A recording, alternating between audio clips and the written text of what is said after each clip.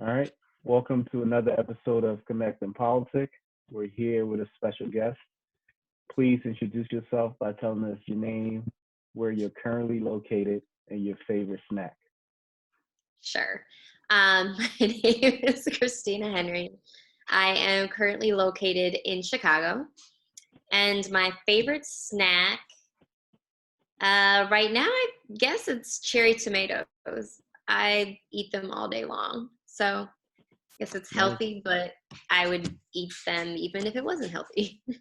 nice. Do you have a garden, or is this homegrown, or you get them from the store? I wish I had a garden. You know what? Growing up, we had one. So I think that's probably where it stems from. I would always, Uh, specifically in the summer, just go out to the garden in the backyard, like fill up a bowl and like uh, wash them and eat them. nice, So no, local Mariano's, Trader Joe's, Cermak Market. nice. And so where did you grow up? I grew up in Minneapolis. Okay. Yeah. All right, cool. And you had a like just a garden in your yard, or like a full farm? Oh, no. Our parents, yeah, had a full garden in the backyard. So, my father is Nigerian, my mother is Swedish American. So, on my father's side in the north, everyone kind of has multiple farms. In the garden, of course, we had okra, we had like Cameroon peppers, like anything that you can imagine. Mm. And then, of course, my mother, ironically, on her side of the family, a lot of people were farmers as well. So even though Oh, she herself grew up in Minneapolis, my grandparents, grew up through the Great Depression. So for them, it's always about like cultivating whatever you can, saving money. So yeah. it's just like a tradition, like canning that was passed down. Mm. But anything you can imagine, we probably had growing in that garden. Nice. What's your fondest memory from childhood? What is my fondest memory from childhood? It's a good question. I don't know. Maybe two things. One, I was always at my grandparents' house. I don't know why. I think I just loved it over there. Part of it is you can never really do anything wrong when you're with your grandparents. My grandparents are pretty awesome. My grandmother's actually still alive, but it was just a quiet place. I would literally like lug my alto saxophone and walk from my parents' home to my grandparents, which is like a mile and a half to 2 miles, just to Wow. like play my saxophone for my While grandma. you're walking, you're playing while you're Oh walking? no, just like go over there and play it for like my grandmother, Okay. who is a G, because I know when I first started I had to be horrible. But grandparents don't care. I mean, they loved Yeah. it. They highly encouraged all of us grandkids to play instruments.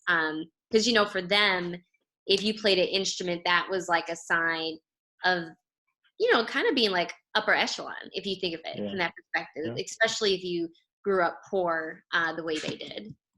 Um, I don't know. Besides that, I would say I don't know. We grew up in a pretty cool neighborhood. Lots of kids. Was pretty diverse. So I don't know. It was always outside. We were always outside, like making up games, running around, and growing up in a time period or an era where um, kids actually rode their bikes. You knew everyone 4 blocks to your left, 4 blocks to your right. Um, it was a very different time and space, Yeah. but it really, I would say, allowed and cultivated a lot of creativity, freedom, ability to like naturally learn how to network and meet people. Like we were always, if there was a new family and they had kids, we knew who they were. Yeah. And you would quickly give them time to get adjusted, and then we would try to coerce them to like hang out with the rest of us in whatever craziness that we had going on for the day. Nice. Yeah, that's good. So how do you think that that childhood helped groom you into the person you are today? Uh, that's a good question. I mean, I would definitely say we grew up.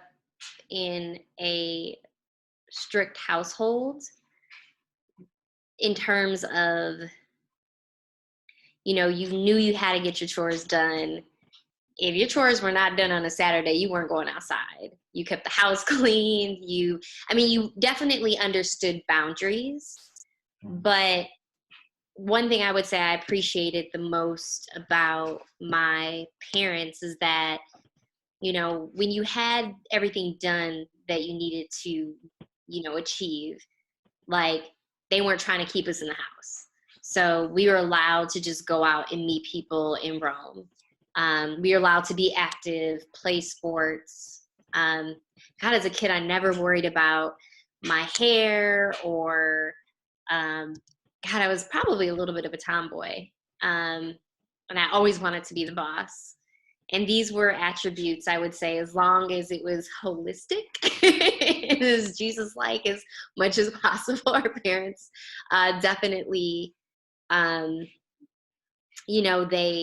advocated for that. So if I think of who I am today as an adult, it is a person that is structured, disciplined.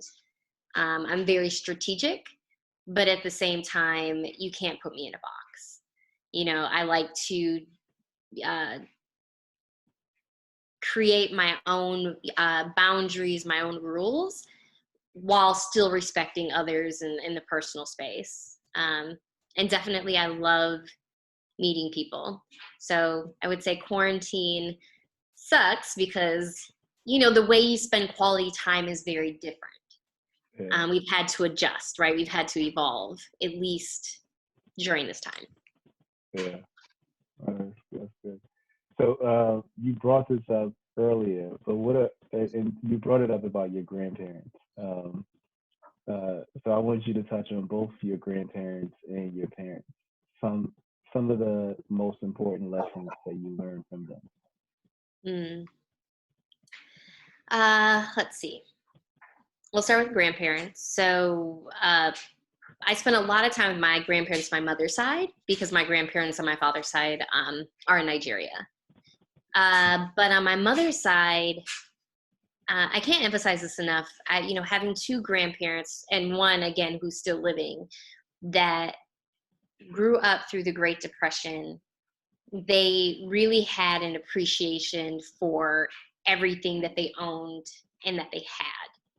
So there was no wasting anything. Like if I were to go into the fridge and get a glass of milk, the expectation was to finish that glass of milk. Or if you did not finish that glass of milk, to put it back in the fridge and it would be waiting for you until you're done. Right? Literally, I promise you, if I was there a whole weekend, that glass of milk would be there waiting for me the whole weekend. And I would not be able to leave that house and go back home until I had finished it. And it sounds so crazy, but, when you have gone through a period of time of having absolutely nothing, or, my grandfather came from a family that was very poor. My grandmother, a little bit different. Great grandfather was a mechanic or machinist back in those days. So he used to work on the trains. And so he had a very great job. They saved a lot of money and they survived for several years on that income before eventually they had nothing. And to get aid, my great-grandfather had to leave for my great-grandmother to get support because you couldn't have a man in the home in order for women to get help. And so with that, my grandmother was very huge about not wasting anything. As a woman, she continued to advocate that you have to have money. She was like, you have to have something in your name. She was like, women back then didn't have anything and they would be left, not intentionally, but destitute. So she was like, you want to make sure that you have something to fall back on in case the worst happens. And I kid you not, this woman will save every spare penny, dollar. She will triple check, her account, but she was so meticulous and in making sure they didn't waste anything, which hence is why they had a garden in the backyard. Like, why go to the grocery store if you can grow your own fruit and vegetables? They would can, so that as you harvest, you would have stuff to last you through the winter. So it was always like planning and thinking ahead. And they always reminded us of everything that happened and in the past, and why they had the behaviors that they had in that moment to help set them up for success in the future. And then I would say my parents, gosh, my parents is very different. I mean, God, if you, well, you know, if you have a Nigerian parent, like, everything's in parables. Literally, your life lessons are in parables. So, you know, my father, God, he worked so hard, you know, came here, got his bachelor's, got his MBA. And one thing I would say my parents always enforced was the importance of an education. They worked so hard to provide a stable foundation for us, so that we could have those luxuries, right? We could go to school with food in our stomach, come home to a house where the lights are on, the water is running, there's heat, and you're not really worrying about anything, right? So I would say the benefit to that was, you know, not all of my siblings, but most of us went on to college and finished. But I would say one downfall wasn't like, when you're done with school, this is what you should do next. And because they just grew up in a very different time. Like, when my dad went to school, he was able to pay his way through, because I think the cost of a credit at the University of Minnesota was like $16 a credit, right? Doesn't that seem asinine today? Asinine. But 40 years ago, it was very feasible and possible to work and not be in debt. And if you're an international student, you weren't getting assistance. So you had to work multiple jobs. So I don't know, I would say if I were to sum it up for my parents, it was defying the odds, right? I mean, if I think about just the two of them being an interracial couple, I mean, on top of that, my father is from Nigeria, and how they maneuvered to raise us with a foundation of two very strong cultural backgrounds, while still understanding that, you know, we're raising Black children in America. And they just never let us fall. Like, I swear, I think everybody has that one sibling, which I have, where I'm telling you, your parents will go to the depths of despair to follow that sibling down the deepest hole with their flashlight to make sure they will get across the finish line. And now that sibling has a child where she is doing the same thing, and I think has this ultimate appreciation for what the heck our parents did for her. But I give it to them. They're all stars. They drive me crazy, but they're all stars. Yeah. Nice. We will have to do a part 2, just focusing on your parents and your grandparents. It sounds like there's a lot there to unpack. A lot of great stories and lessons. Yeah. So that's his own episode by itself. So we'll do that another time. What are your favorite things to do for self-care? Oh my gosh. Running, cycling. I love being active. So right now, adjusting to try to figure out how can you go outside while not only just protecting yourself, but protecting others, and staying physically fit and healthy.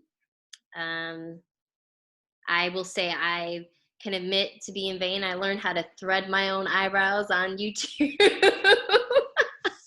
I think that is self-care. Nice. Dip my own manicure. Nice. So, I don't know. Self-care is whatever gives you joy. Yeah. Do something for So that's good. yourself that gives you joy without taking away from others. So That gives you joy without taking away from others. yeah. Um, since you brought that up, the so now that you've trained yourself to do a lot of these things for self care, would after the quarantine ends, will you go back to, I guess, the nail salon or the eyebrow? Um, I don't know what it's called, but whatever, the eyebrow place. Uh, we, or will you continue to do it for self care, and do it yourself? That's a good question. In hindsight, probably it would even take a step back and say, why the heck was I going out and spending all this money? But the reality is it's time, right? Yeah. So eventually we may all go back to a lifestyle of getting up, having to put the time to travel to work, being at work, traveling home, whatever it may be. But time tends to be something that I think most of us find to be very precious.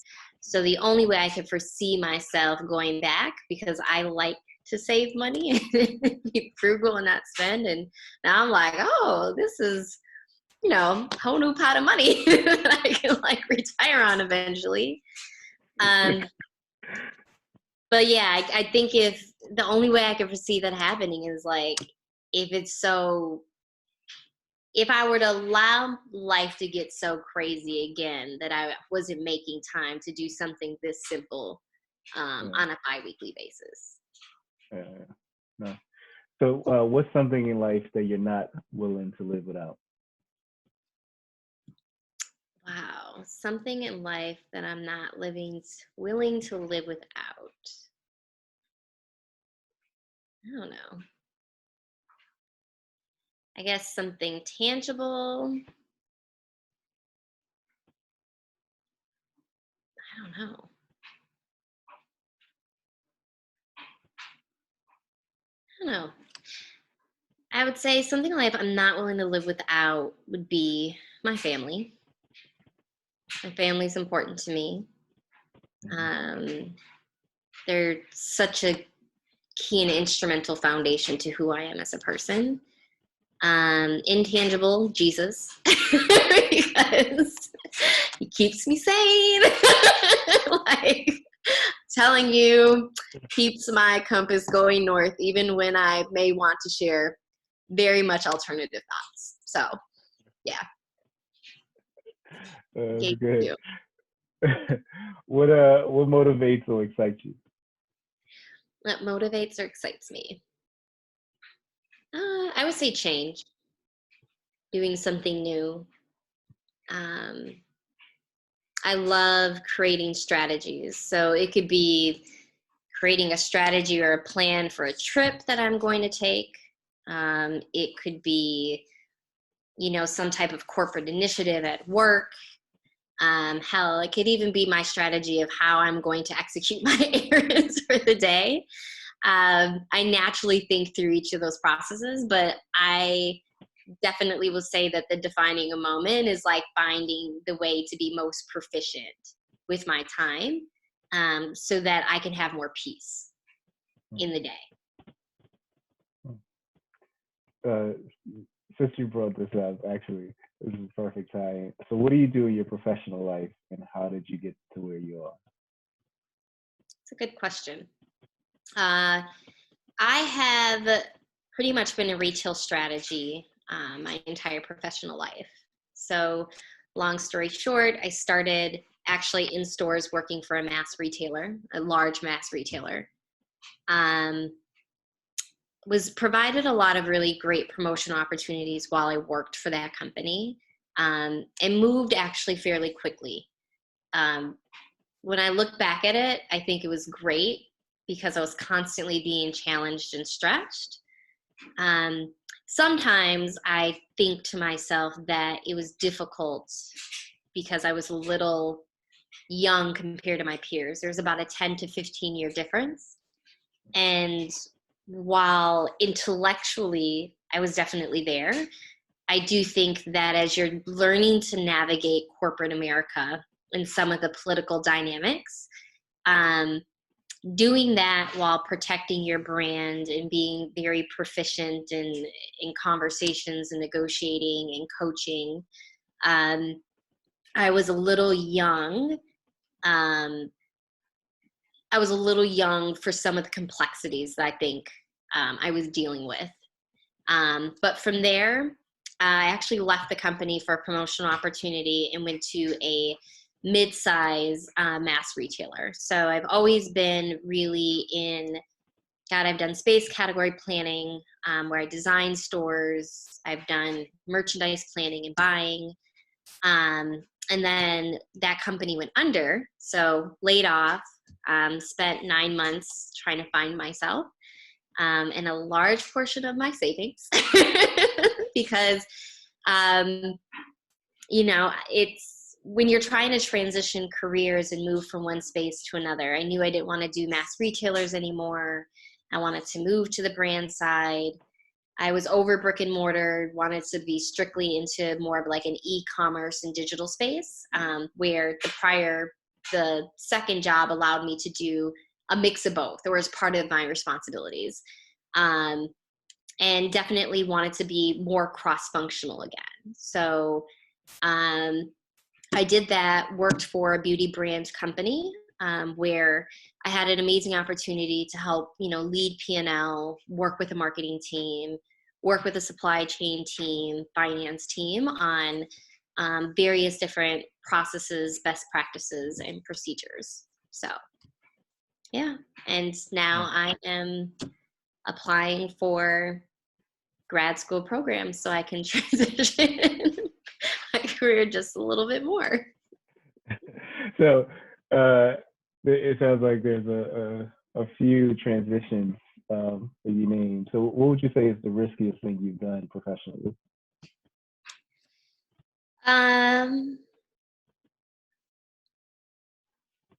The riskiest thing I had ever done was, after being laid off the first time,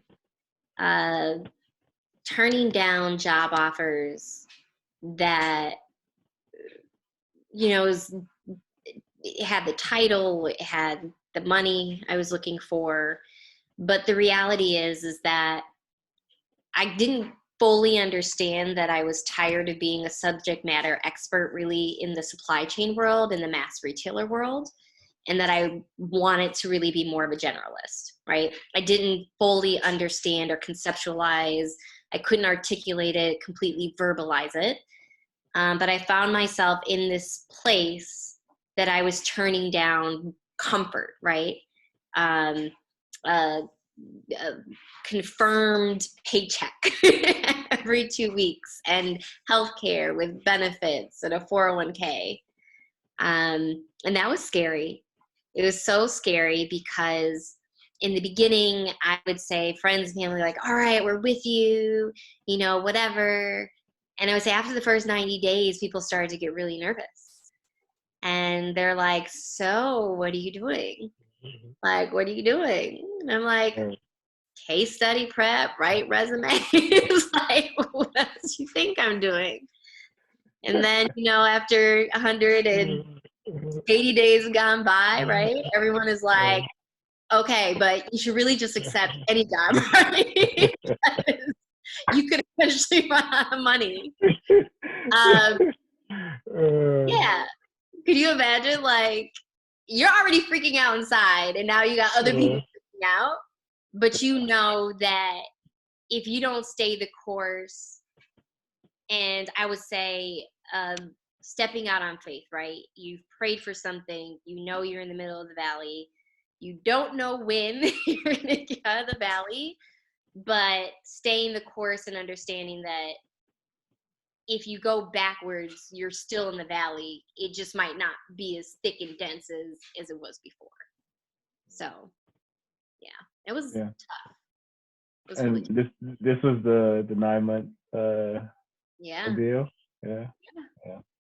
Wow.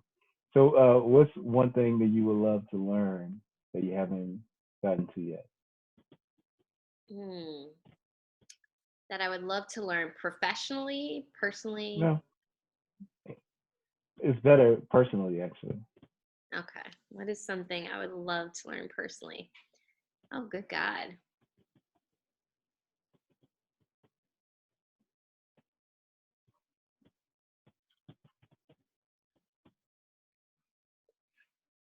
I don't know. I haven't really thought about that. Okay, so let's I do would, professionally. and I just say that because my mindset has been around uh, my next steps professionally, Uh, where it has not so much been a focus. Well, no, let me take this back. Uh, to get to wherever I'm going, right? I have to be in a place in space in my life where I can be my authentic self all the time.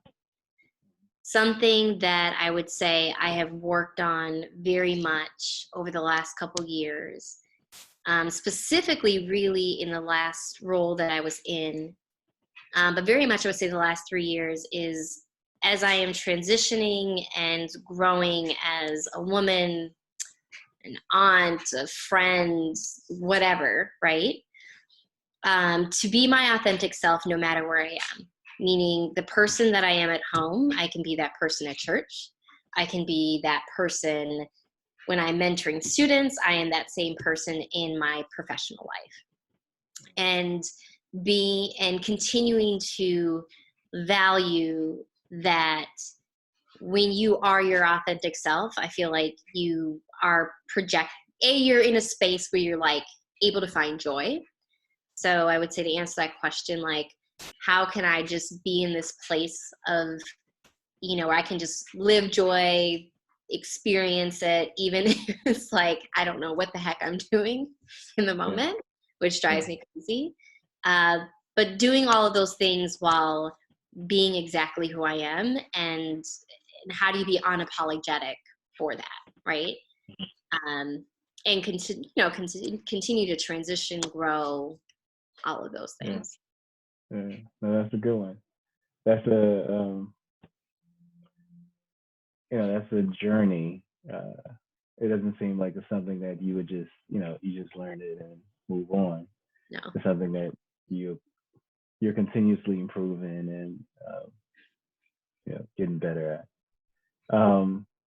Okay, what's something you've learned recently that changed your perspective on a subject, a product, or an idea? Is something I've learned recently. And Change. recently could be the last 12 months. Let's use that as a time. Hmm. That's a really good question.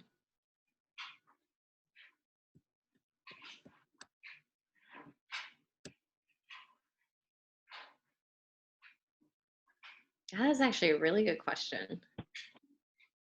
Because I could be headstrong and very direct. So I often try to spend quite a bit of time in introspection so that I can be a better person. Um, Gosh, that's a really good question. All right, you want to? We can come back to it. Yeah, I don't know. Okay. All right, we'll come back. I'll remember it and we'll come back to it. Okay. Um, can you think of any advice that you would give your younger self? Oh my gosh, where do I start? Let's keep it at three things, three quick things. Try to be concise because I'm working on that. One is, your brand follows you everywhere. So whether it is professionally, personally, it doesn't matter where you are, your brand will follow you. So just remember what you project, specifically in difficult situations. Something I learned I learned that I wasn't always the best in stressful situations if I had allowed things to constantly build over time. So how do you work through things? And sometimes it can be amicable, sometimes it's not. I mean, but there's a way to respectfully work through different scenarios in life that'll help you take steps forward. Fear is inevitable. Everyone's going to fail. You're going to fail a million times. It's just about your bounce back game, right? So how fast can you fall down? I had a great mentor who would always say, fail fast. She's like, if you're going to fail, just fail fast. She was like, get it over with, get up, brush yourself off, and keep moving forward. And then I think the other thing is just, you know, I had another really good mentor, and this was related to work and financial and models, but she would always say, look beyond the numbers. Like, what else is there that you don't see, that you don't want to see, that someone else sees, that you don't agree with, maybe you could see and understand. So I don't know. I see that as don't be afraid of like living in shades of gray. Everything cannot be black and white. And sometimes being in a shade of gray will allow you to open up more to others and allow others to open up to you. Or, I don't know, sometimes it just forces you to kind of be stuck and not move so fast and take time to respect the process. Yeah. To follow up on that, so, you know, those were advice that you would give your younger self. What's the best advice that you've received?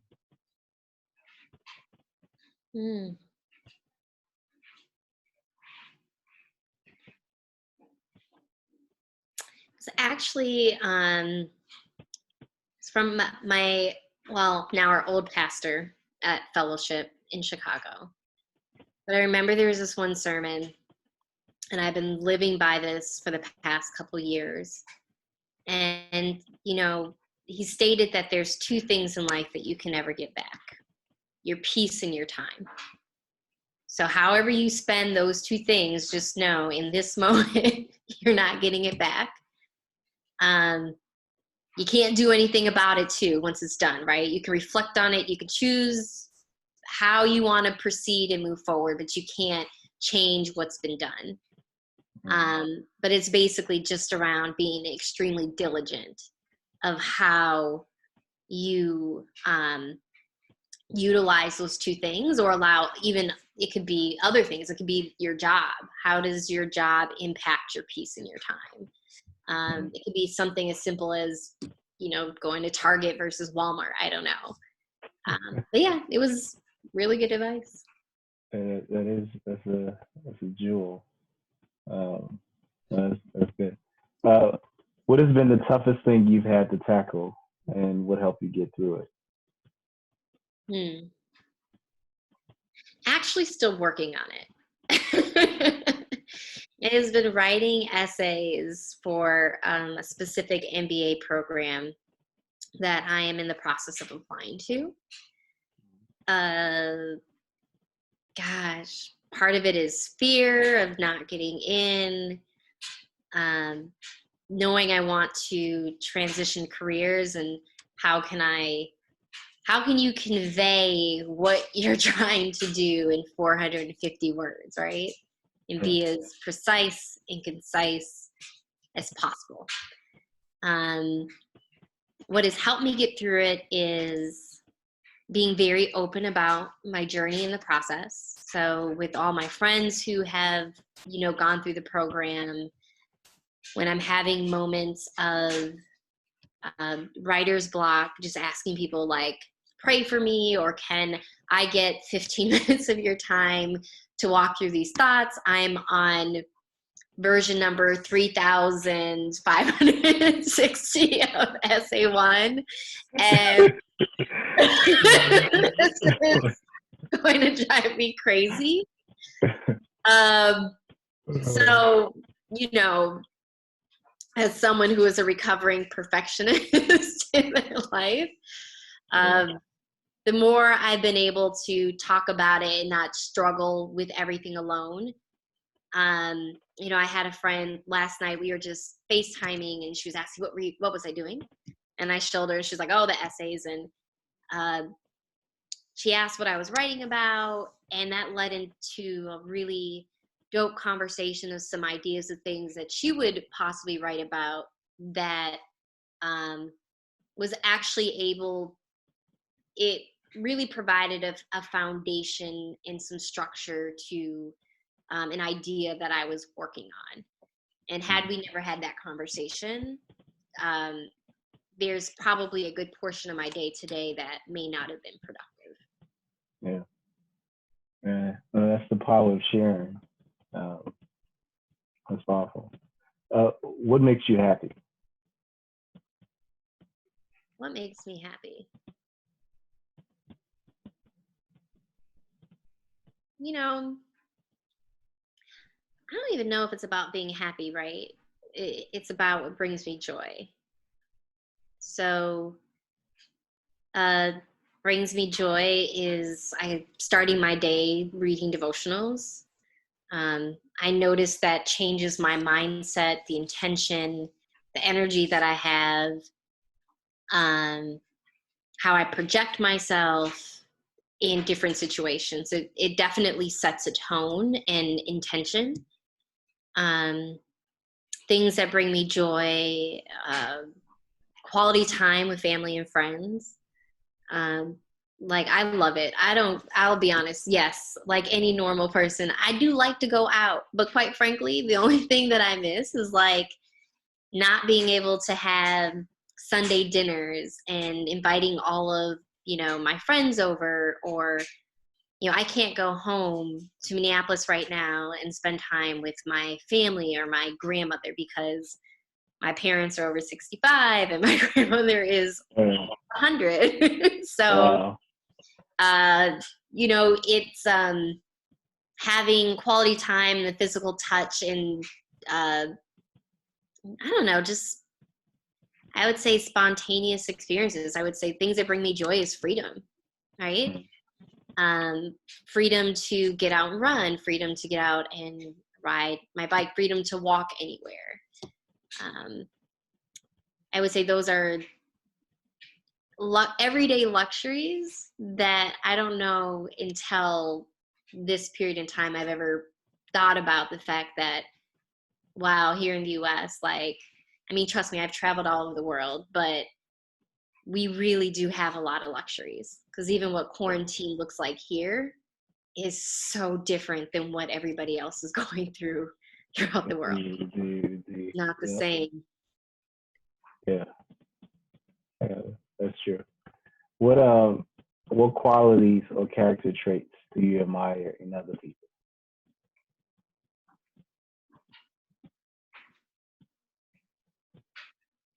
I admire people who are patient.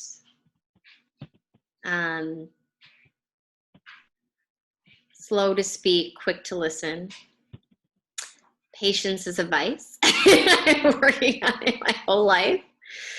Gosh, my dad used to yell at me about that all the time, because I was not patient at all as a child. I love, I have a couple of friends who are really good at seeing the positive attributes in others, regardless of the situation. And, I think sometimes I can be a little judgy every once in a while. So, let's be honest. Whether it's kind of in my head as I'm processing, there's some judgment in there. And it's just cool and a good reminder when you're around those people who don't want to see things just for what it is. Like they've already asked questions. Well, maybe they, said this because they were thinking about this, or perhaps they reacted this way due to X, Y, and Z. Have you ever thought about that?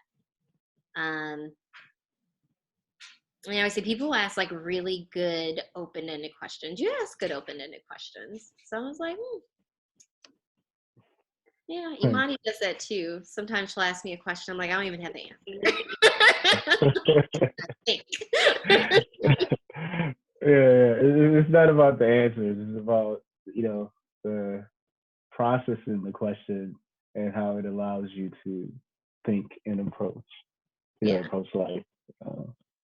Are you ready to go back to the whatever you learned recently? And if you're not, it's fine. We could do that in the part 2 of your second round when we unpack that family dynamic that you talked about. We can approach that question as well. So if you haven't thought about it, that's fine. We can Yeah. ask something else. Problem is I'm probably thinking, about it a little too hard. Yeah, I got you. Probably over analyzing. I have a habit of doing that. But I'm sure there's something. I don't know. I mean, I won't lie to you, Mike. I feel like I'm learning something every day. I feel that way more now as a person at this stage in life than I probably even felt 5 years ago. So I don't know. I'll have to really, really, really, really think about that. But yeah. Okay. All right. So a fun question. If you won the lottery tomorrow, what would you do?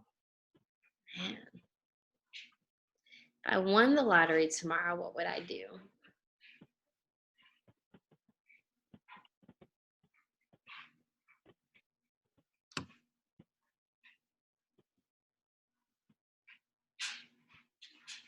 I don't know.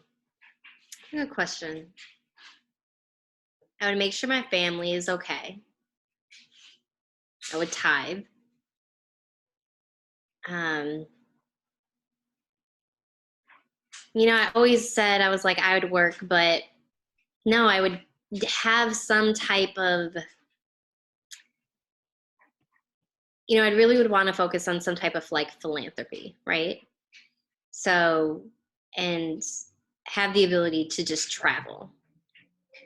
So maybe it is, working with young women in underrepresented communities that have, I don't know, they've never thought about entering the world of fashion, yet they're the largest consumers.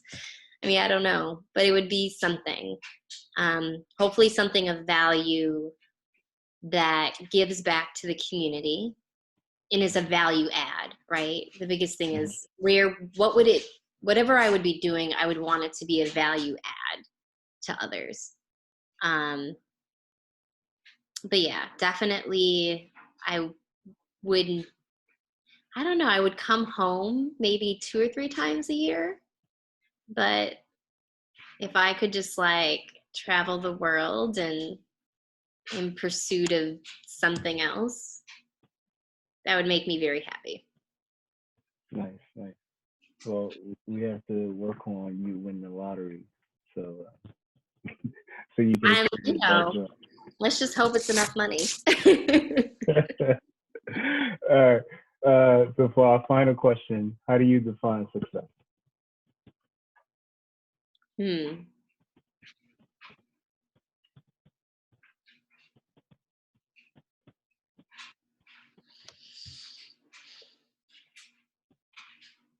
That's a really good question.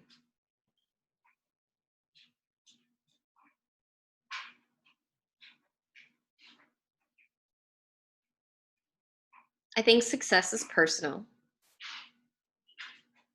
It's very personal. It's a personal goal. I don't even know. Maybe it might not even be a goal. I think success is a positive feeling or achievement of something that you were able to accomplish, whether it was intentional or unintentional. Like, nice. Yeah. Well, that's good. Well, that's a great way to end the conversation. We connected, we politic, and we will definitely do this again in the near future. Awesome. Thanks for having me, Mike. You're welcome.